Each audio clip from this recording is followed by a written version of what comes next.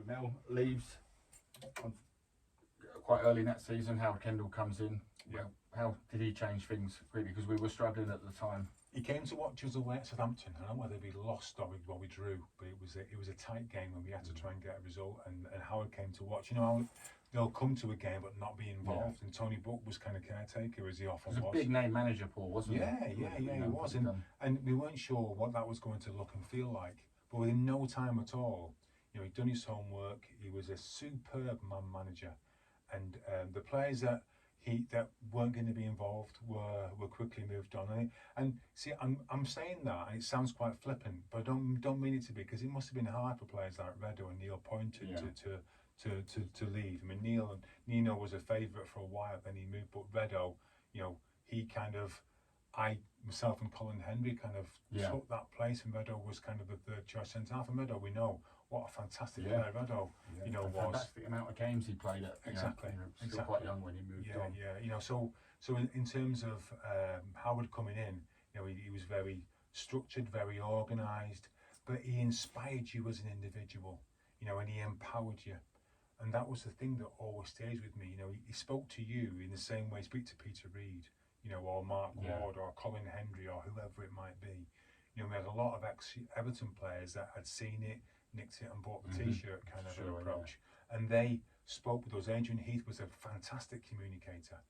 You know, obviously the players, and even Alan Harper, you know, all they were what we needed that season at that time, to give us, to steady the ship, so to speak, you know. For sure. Yeah.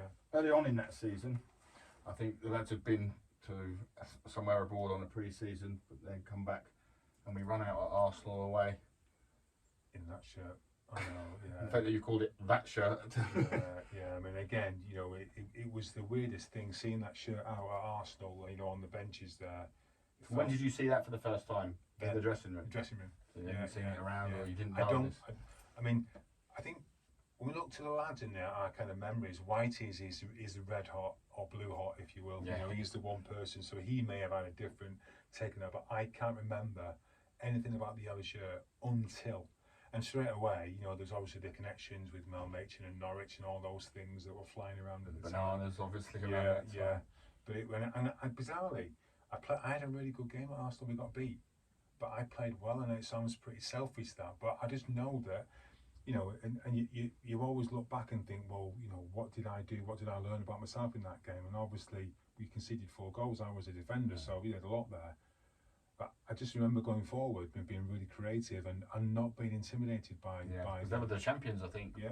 In the previous season. Exactly. Arsenal. You know, and ironically, Steve Edmund and I, there was always adjoining twin rooms. So Redo and I had shared England with the England 21s. Right. And it'd be Mickey Thomas and Paul Ince. And we'd always be like in adjoining rooms. So I knew Mickey, and, you know, great lad. But that team at the time for Arsenal. Yeah. And I've got a picture that was in the an Arsenal programme picture weeks later, myself and Brian Marwood. Oh, okay, yeah. So I was in that shirt. Yeah, and Brian was obviously playing for Arsenal back in those days. Good player, Brian Marwood. Yeah. So the 4th kit we used that season, people associate it with the 90 to 92, but this one only made 5 appearances. It had the same collar. Yeah, that's my favourite shirt. I love that. Sheffield Wednesday, Millwall. Yeah, I love Spurs, that shirt. Luton, and QPR, I think. Yeah, that's right. And it's a real favourite of mine. I love the colour and the style of it, you know. And I thought it was a contrast, but something that I thought the City fans could warm to. Well, you started to see that was then people wearing these to pubs. Yeah, exactly. It wasn't a done thing to do then, but this sort of style created it did, and you know, you wear like that, a fashion statement. You're going out, you know, you go into Manchester, you know, either go into the Brick House or to the Hacienda or whatever it might be, and you'd see lads with the shirts on with a pair of jeans. Yeah. And that then became the norm, you know, and obviously that shirt holds memories for me in terms of the games that I played at that time and the recognition that I got and the accolades. Yeah. So the following season, so you awarded the armband. That always makes me think of Spurs away, the open day. Although we got beat, but we were better side early on. We were the better side, you know, for Gazza and Co just come back from the World Cup, so it was a bit pandemonium at White Hart Lane. It was, you know, and Quinny, you know, we learned a lot about ourselves in that game actually, you know, and we spoke about that on the way back. I remember, you know, obviously Quinny played well, and we knew what we had to do. We knew what the standard was. We got a real feel for it. And then obviously the next game, the home game against Aston Villa, again we're a strong side. You know, David Platt, Tony Daly, all those kind of players, Tony Cascarino, and you know, McGrath doing well at Aston Villa. Exactly. But obviously that's the game you suffered the knee injury in, Paul. But the side carried on. Howard Kendall created a good side, hadn't he? And I think we hadn't lost since the opening day.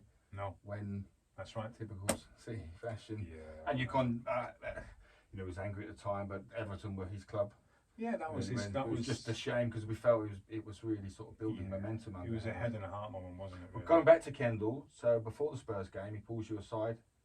Well, that was it. We didn't know the team, and you know, you'd always go on a walk before a game just to get your legs, get some fresh air. Always good mentally to get yourself some fresh air and just, you know, walking with your pals, talking about nothing. You're probably going to talk about football. It's inevitable, isn't it? You know, but whilst we were walking back, there was a little gate and there was a garden at the back of the hotel, and Howard said, "I want to have a word with you." And I'm thinking, I'm thinking I'm getting dropped here. I'm thinking it's going to be Redo and Cole starting the game. So I'm thinking, well, I've done really well pre-season, and I had done well. I played really well, and I knew I was in good form. Yeah. And I so you took what 22 this stage? Yeah, 21, 22, and I just thought, you can't drop me. I can't go on the bench today. And I was literally about to sort of challenge it. And he said, sit yourself down, son. He said, we've thought about it.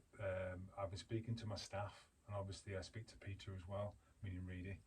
And you did ever so well in pre-season. I'm thinking, here comes the but. And it was on the back of that, not only are you starting, but I'm making you captain. How does that feel, son? I said, I'm not going to let you down. Yeah. You know, and literally, I could have climbed up the wall to my room. I wouldn't have needed to go inside the hotel, go up the lift. You know what I mean? And it was that. Then contrast to the next game against Villa, where again I was playing really well. Graham Taylor had come to watch. David you played Everton after Spurs. We won the That's right, and I played really well. Yeah, you did. I remember. Played really well again. And Andy Hinsett came back then playing against us. Of course, that was when the pitch had been used for the music tour festival. Bon Jovi, possibly a concert. And the pitch was a bit of a mess. It might have been painted, some of the pitch as well. You remember that was again typical City. But that game, so I played well. First home game as captain. Couldn't have been prouder. Yeah. You know, got the pictures at home to prove it and all that. Then the game on the Tuesday night, Sir Graham Taylor came to watch us. And he came to watch myself and Tony Daly at Aston Villa. Yeah. He'd obviously seen David Platt as well. And the manager told me before the game that he'd come to watch me. So I was like, you know, even more determined to have a good game, and I was playing really well. You know, I'd had no problems, you know, in terms of not only defending but breaking out from the back as well and passing the ball forward. And I'd just gone on amazing, where I skinned Paul McGrath, nutmegged Derek Mountfield, but had the ball just ticked off my toes. And then I turned around and jogged back, and literally the ball's got played up, bounced down to Tony Cascarino, tested it. I went to poke the ball away, and as I landed and went to twist, my cruciate snapped. Yeah.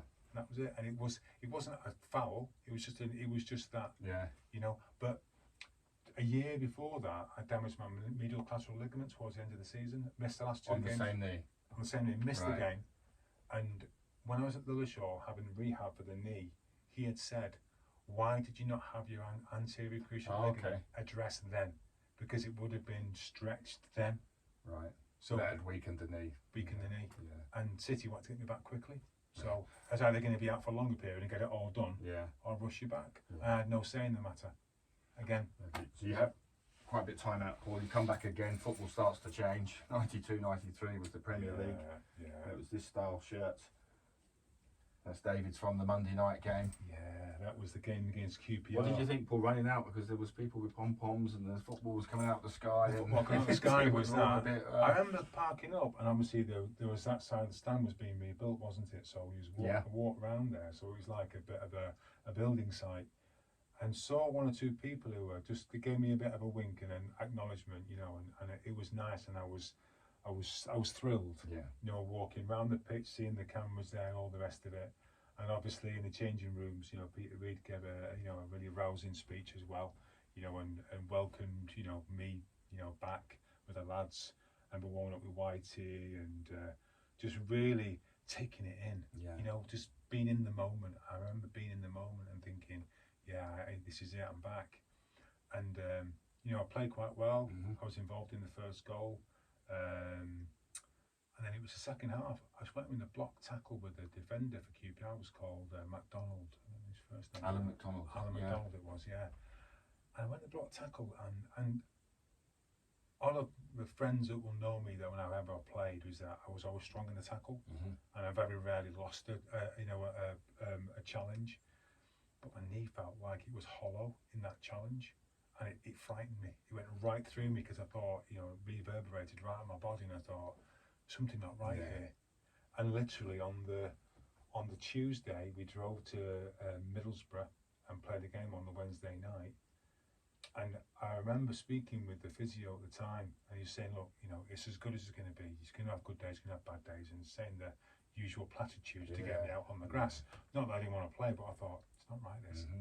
Went out, first 7 minutes, same thing again, twisted, boom, gone. That was it. So that was as much as it was wonderful, unfortunately for me, it was short-lived. So I want to ask you quickly, a teammate, a guy who always has an interesting story to his name. The cat. Andy Dibble. Andy Dibble, yeah. A weary smile comes straight across. Yeah, I mean, Dibbs was such a warm character. You know, he was a bit of but he was a character, and he was a source of fun, sometimes at his own expense, you know. And obviously, in terms of when he was a single man, you know, he's a good-looking guy and able to attract, you know, on a night out, he was never short of having a woman on his arm and having attention. But you know, again, he was just he came from Luton with a penalty save. Yeah. You know, on the back of all that, and he came into the side, and a shot stopper. He was superb. Yeah. You know, he was caught out on a few occasions. You know, some of the things that he would do. I remember pre-season one time him not fancying doing a complete run around the lake and end up swimming across half of it. You know, I don't know whether he had a Sainsbury's trolley attached to his ankle when he came out of the water. But yeah, I wouldn't shake his hand for a week after that. But you know, at the same time, we had a really good group of guys, and there was a lot of warmth there. There was a lot of genuine friendship, and that real connection.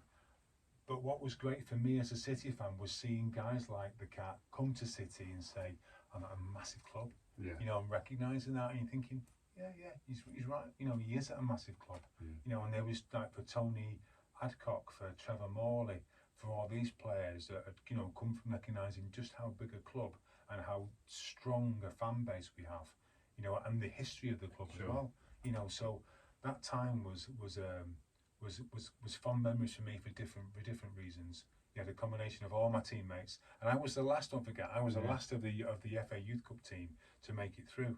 I wasn't jealous of my team. I was envious because I wanted to play, but I was proud of them all. You know, that they'd all earned the right to get. And when you cross that white line, you've got to be able to do it. You know, you can't be an average player. You've got to be a good player to be able to go out there. You know, and that was it. Alongside, you had Brian Gale, you had the Cat, you had Gary Fleming, who was a great servant for us, and David Oldfield. So at that time, you know, and then going right the way through until my last games, you know, it was always a privilege to play for the team. You know, and I never lost sight of it. And there's something that always sticks in my mind, even though it never happened, you know, in the physical sense. But the idea of the All Blacks saying that you pass the shirt on, and just being part of that process and seeing all these shirts, the fact that, you know, from the days of Colin and Ken and before, you know, to where we are now with Alfie Haaland, is that we've all played a part in passing that shirt on. Fantastic. That's a lovely memory, that, for me, and that's the legacy, isn't it? Well, it's certainly a powerhouse club now, and we've been, as fans, which you are now, was anyway, sorry, we've been treated to some fantastic footballers. We have, in Cunaguero when he first came. Wow. All work hard, all work hard, all have got that work ethic, you know, and that's all about the humility that you have to have. You have to back yourself. You know, players that are this good back themselves, but they also recognise that there are two sides to a game, and leading by example. And every player, you wouldn't necessarily say that there was a voice. I mean, Vinnie Company at the time was probably the voice eventually, you know, and Micah at the time when he first in would never be shy, but they did the talking. in terms of with the ball and without the ball. Yeah. And that was infectious. And you were conspicuous if you didn't do that, and that was a culture that was created from Mancini on to Pellegrini. And you see Koeman, obviously we got that goal, which, you talk about financial descriptions of football as it is now and the money that's in the game, but you couldn't put a price on that goal. No. There's nothing. No. There's nothing that you could say that's been seen by billions of people. Yeah. And that's and what. It's not going to be. It's not going to be matched, no, is it? It's probably the greatest moment in football. And that was wearing a City shirt. Well, here's a man. We've come right up to date now. Who probably typifies everything you've just said about the work rate of the players and. Bernardo Silva. You put him in any era. Any era, he can handle the football. He can handle the football on a quagmire of a pitch. Where there's any, and you see if you watch the big match and all the old games, see how poor the pitches were. Yeah. He'd have been able to handle the football anywhere on the pitch. And okay, maybe he might have been physically bullied at set pieces, but in terms of attitude, in terms of ability, in terms of desire, and also creativity and invention. You just go on and on. He's just got everything. I think he just typifies everything we are now. He does, and the fact that we were awash with a team that demand the football, that want it all the time, and you can the trust in each other. Yeah. That trust is like having a 12th man. We talk about the fans and about being a 12th man, but the trust in each other and the ability on the football that these guys have. The fact that they know the roles, the responsibilities with the ball, without the ball. But the different players have just got that X factor about them. Yeah. So if it's needed, it can be Bernardo, or it can be Ilkay, or it can be Rodri, or it can be Arnold, and the list goes on. Yeah. And we come to Phil and to Kevin, looking at Phil Foden, as a homegrown player. I mean, I saw that as a 12-year-old. So you must have seen him as a young. Working with the Premier League, I saw Phil at 12. I remember going to an under-14s weekend in Germany, and we played against Schalke. And it was Schalke, Dortmund, Chelsea and City, and both teams played the German teams over a weekend. Obviously big squads. Yeah. But I remember watching Phil go out on the pitch against the Dortmund lads, and it was as if he was walking out with his dad on the pitch. He was a dot compared to the rest of the players, and yet he was head and shoulders the best player on the pitch. Whether he handled the football, whether he used his body when he needed to be aggressive in that moment, no matter how slight he was, he could just put somebody off the balance and then get the ball and then keep the ball. And I said to him, we say to yourself, it's not often in life where you see somebody and you just know that he is that player. It's what the recruiting team saw a lot sooner than I did. But you just come away from that game that weekend thinking, not only is he going to be a first team player and be, talked of in the same way as Bellery and Summerby, that's with Phil Foden. Yeah. At the same time, you say that he could even be the first Man City player that could achieve the Ballon d'Or, and that is the kind of level that he's at, and he's in the same team, and he's one that starts. As good as we are, he's one that's in the starting 11, and that's a statement, isn't it? It certainly is. So Paul, can I ask you a couple of teaser questions, test your memory. Okay. So the first one, which keeper did you beat to score your first senior City goal? Blimey, I'm going to say, is it Les Sealey? Les Sealey. Right, okay. Who was the City keeper that day? I know these are not recent questions. Was it Eric Nixon? No, Perry Sutcliffe. Perry Sutcliffe, right, okay. So who made the most overall appearances during the 87-88 campaign? Paul Lake or Ian Brightwell? Was it me? Was it Bob? Brightwell 42, Paul Lake 43. So I did. In fact, I'm seeing Bob at the weekend, so I'll say, did you realise that? So who scored the most goals that season between the two of you? Probably Bob. Brightwell 6, Lake 5. Yeah. So which 5 players joined during the summer of 1988? Oh, that's a great question. 88. So would that have been... Second season under Mel. That would have been Tony Adcock, would that have been that time? No. Or Trevor Morley time? They were 87, 88, so this is 88, 89. 88, 89. Give me a start. There's 5 of them. 5 of them. So this is... David Oldfield? Oh, he came later in March that season. One didn't play. You'll kick yourself when I say him, because they all played, apart from the one who didn't play. If you said one, I'd probably get the rest of them. I'm trying to sort of think now in terms of the names. We just spoke about one. The Cap. Andy Dibble came. Okay. Brian Gale? Brian Gale. Gary Fleming? No, he was 80 following next season. Wayne Biggins. Bertie Biggins came, yeah. Nigel Gleghorn. Nigel works as a coach at Leeds, the other way. And John Dean, who then was... John Dean had a great pre-season, didn't he? Scored a few goals and unfortunately got injured, and then John was top scorer. John was top scorer pre-season. Yeah. Right. Okay. Yeah. Right. Yeah. So who passed the ball to Paul Molden, who fed David White to cross to Trevor Morley to score the vital equaliser at Rally Parade on the last day of the season? It's a terrible question, isn't it? I would say Andy Hinchcliffe.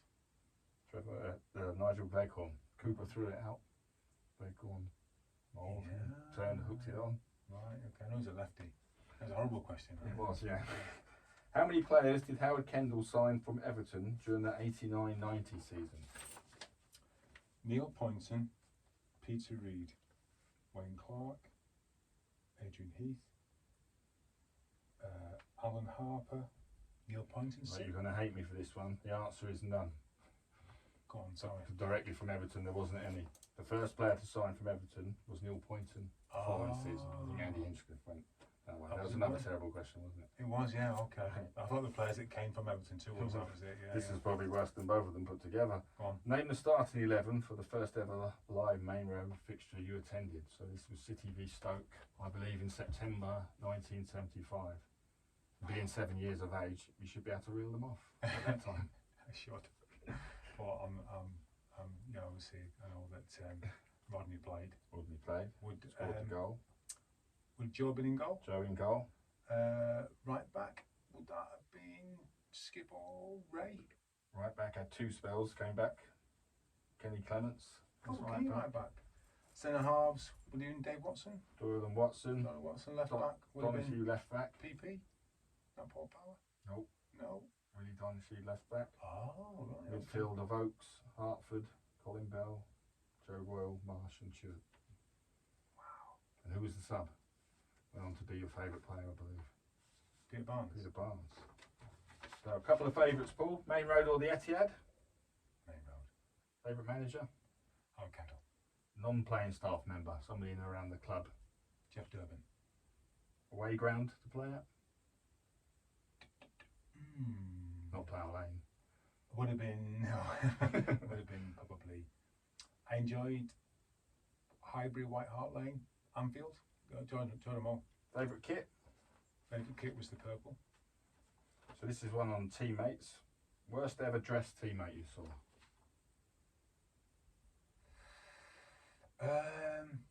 It'd be the Irish lads. It'll be Michael Hughes, John Clark, those kind of guys who wore the leather ties, the little thin leather ties. It's funny, this is a picture of Michael Hughes signing his contract for City, and he's got this thin blue leather tie on. It looks like a belt. I'd probably say Brighty wasn't that hot in terms of fashion. He used to always wear tracksuits anyway, but yeah. So who was never late for anything? Whitey. Who was always late? Meadow. Who never got around in? Who never got around in? Good question.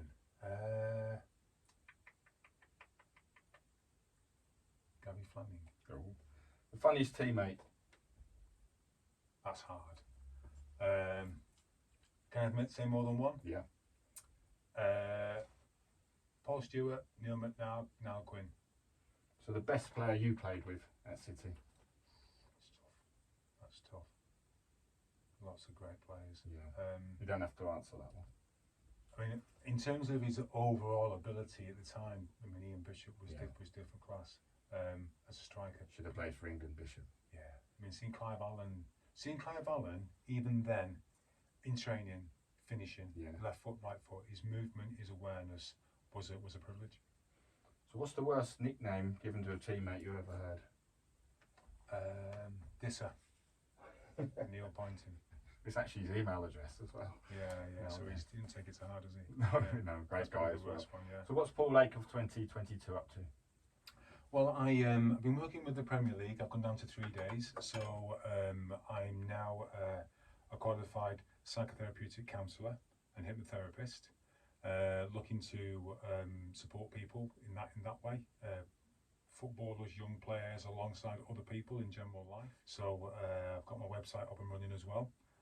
So if you can share that, that'd be great. Yeah, absolutely. But yeah, so I'm doing that. I'm actually going back to work on match days with the guys. So we're going to see you in around the club. We're getting the band back together. Yeah. So I'm going to get back with Edgy and Brighty, and obviously used to work with Colin, rest his soul.